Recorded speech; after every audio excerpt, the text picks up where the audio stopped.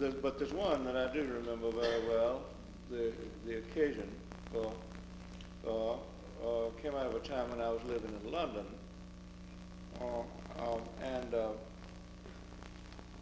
there came a Sunday afternoon when my wife and children and I were sort of casting around for something to do. Well, an afternoon in London, and so my wife wanted to take the children and look at some of the historical monuments and battleground sites and historical things around London, of which there are a good many, as you may know. But I never did like to do that sort of sightseeing myself. Ever since the first time I had been in Europe, I had lived in Italy, and almost immediately when we came back to the United States, we went to see a movie, an Italian movie that was playing in New York called La Dolce Vita, all about the decadence of the Romans and society. And I thought, I saw that movie when I was in New York, and I thought to myself, my God, Jim, is that the kind of thing that's been going on in Rome while you've been walking around looking at monuments?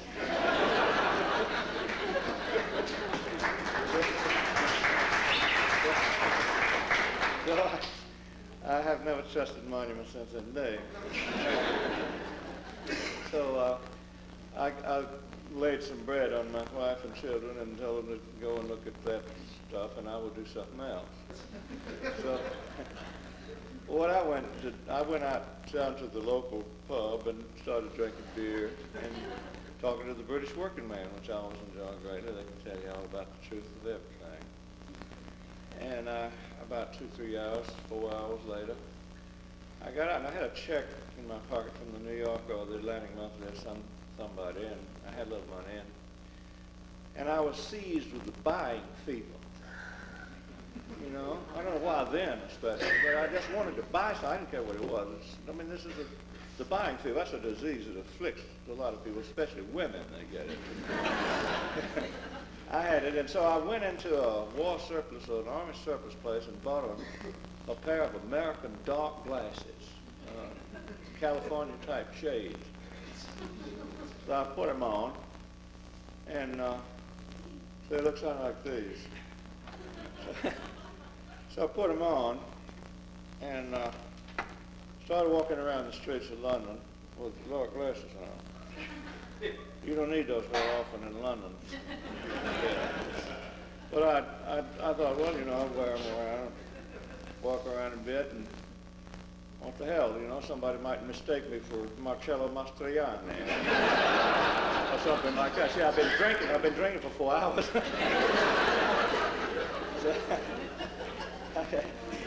So I found myself at the entrance to the London Zoo. And I thought, well, Jim, you write about animals a lot and so on. Why don't you go and look at some real ones? So I went in and I wandered around looking at the elephants and monkeys and so on. And then I found myself drawn inescapably to, I can't say that, not the cat house. No, the feline enclosure. And I walked over to the lion's cage, and he was sitting in there, and I walked over to him and tried to relate to him. You know how poets do. Wasn't having any of that. And I walked on there past various pumas and ocelots and jaguars and so on, but when I came to the black leopard's cage, that evil-looking creature was sitting in there, and something magical happened. I don't know to this day what it was. But he was chewing on a piece of meat, and he got up and came over to the edge of the cage and let out the bars of me, as though to say to me, where you been? Did you bring it? I don't know whether I brought it or not. I still don't know what he saw in me.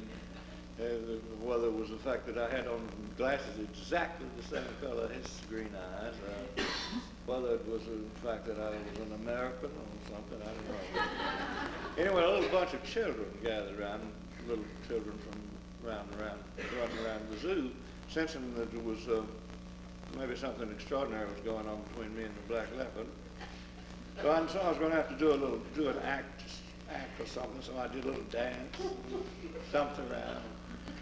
And the leopard, he dug that. He liked it a lot. And then for the benefit of the children, I did a couple of phony quick draw things like that, just so the children would know I was an American. They're probably from Texas.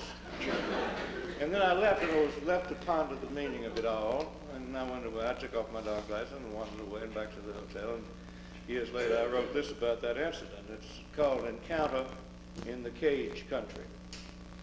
It's about one of those encounters where one of the two parties involved, in this case the animal, black leopard in the cage with the green eyes, knows what the encounter is. And the other one, the man outside the cage, does not know what it is, but has yet to find out what the revelation was, what the encounter was. Anyway, it goes like this. What I was would not work for them all, for I had not caught the lion's eye. I was walking down the cell block in green glasses, and came at last to the place where someone was hiding his spots in his black hide.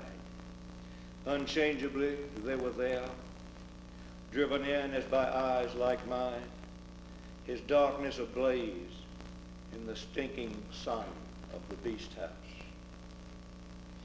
Among the crowd, he found me out and dropped his bloody snack and came to the perilous edge of the cage where the great bars trembled like wire.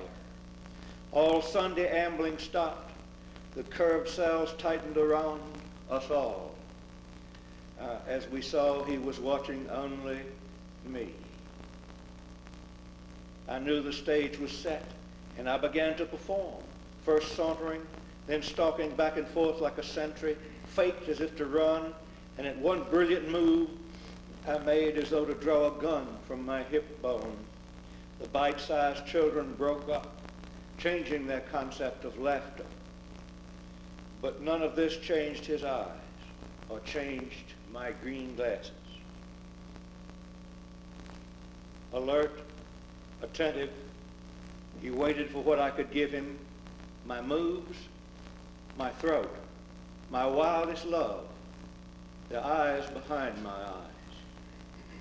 Instead, I left him, though he followed me right to the end of concrete. I wiped my face and lifted off my glasses. Light blasted the world of shade back under every park bush. The crowd quailed from me. I was inside and out of myself, and something was given a life mission to say to me hungrily over and over and over, your moves are exactly right for a few things in this world. We know you when you come, green eyes, green eyes.